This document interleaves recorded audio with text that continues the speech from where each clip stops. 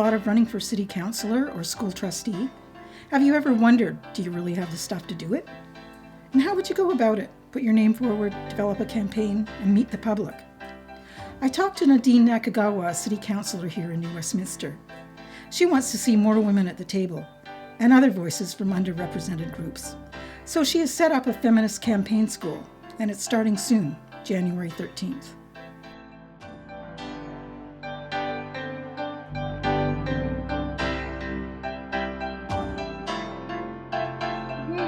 So it's a project between myself and Trudy Goels, who's a New Westminster resident as well.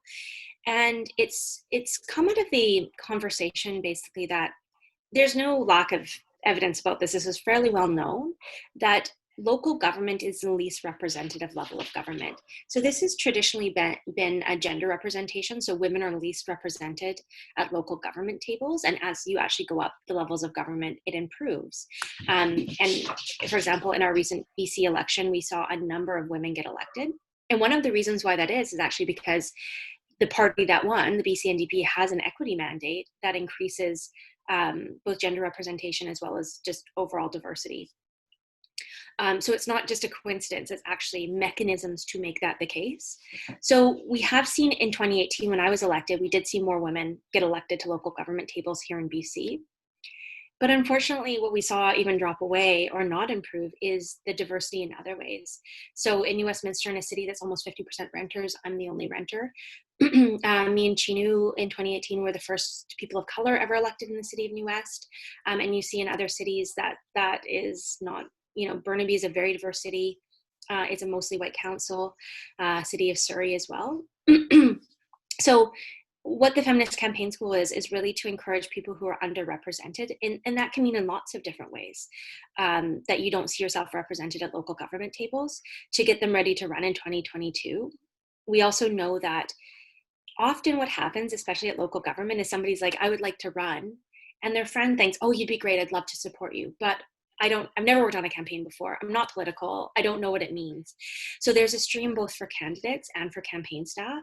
So if you have somebody who wants to support you to run, we'll also train you up in parallel and try and get people prepared to put their names forward in 2022. And the difference is there's been lots of women's campaign schools over the years. But the problem is that a lot of women who have been elected don't bring forward policies that support women. And there's lots of people who are racialized who don't bring forward policies that support racialized people, and so on and so on. So it's not just about getting more women elected. It's not just about getting more racialized people elected. It's about getting people elected who are going to lead with their values and really fight for the communities that they come from. So it's both about underrepresentation, but it's also about leading with your values and trying to get some really progressive-minded change makers to the table. Supporting them to get there and then supporting them once they're there as well. So yeah, I'm very excited about it. Fabulous. And who's developing the curriculum? Myself and Trudy are. So both of us have worked on a number of campaigns and also come from other like organizing and activism. So yeah, we're developing the campaign right now. It's going through a decolonization audit, and it will also have an accessibility audit as well. Fabulous.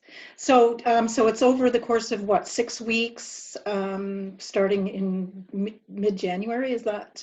Yeah, so we have our launch event on the 13th with four actively people who are currently elected throughout the province. And so that'll be the launch event, and then there's 6 modules. 2 are joint, so it'll be the campaign staff and the candidates together. And then there'll be 4 separate sessions. So starts together, goes to 4 separate sessions, and come back together.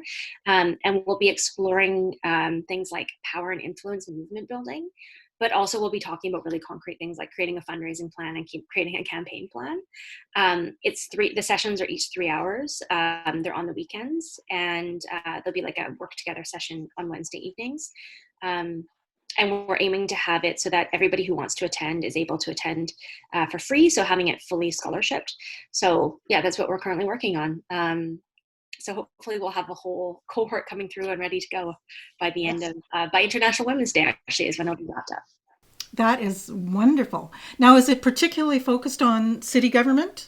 It is, yeah. So yeah, this one's particularly local government, because the fact is that at the provincial and federal level, there are parties, and running with a party is very, very different. And there's resources that come with that.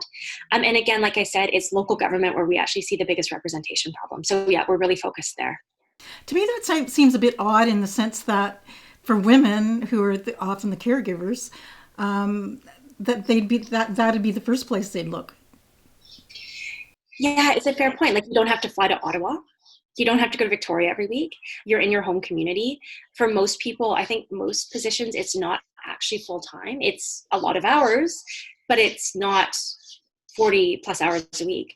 But I think some of the there's some real barriers. And some of those barriers are the fact that, like, there's evening meetings. So if you have young children, how do you sit in a meeting? Like, I've sat in council meetings where I got to City Hall for a 9 a.m. meeting and I was there till after midnight. How do you do that if you have kids? Like, that's completely unreasonable. So I think there's structures at local government that are barriers that could change and need to change, and hopefully will change once we have people elected who can name them and actually change them and open the doors up wider for others.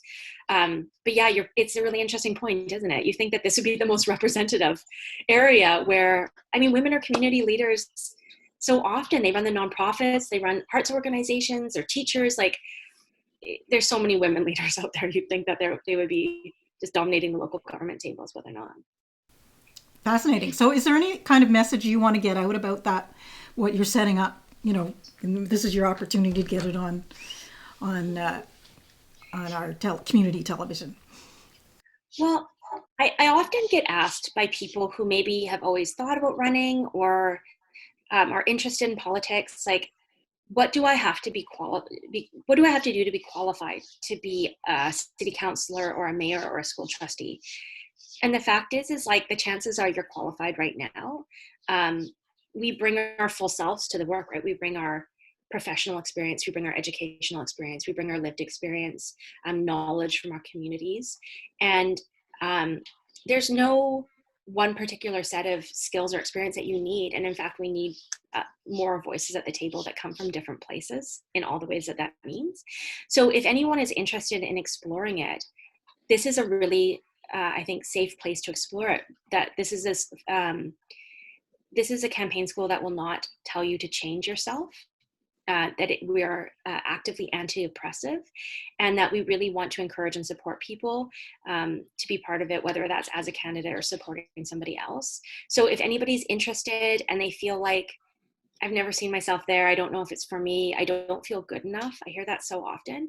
I just want people to know that they are good enough and that they should consider it, and we're here to help them feel like they are confident to run. And how should they get in touch with you? So they can go to feministcampaignSchool.ca, and there is an application form there if they want to apply, or they can, of course, get in touch with me on all my social media profiles. I'm at Nadine Nakagawa.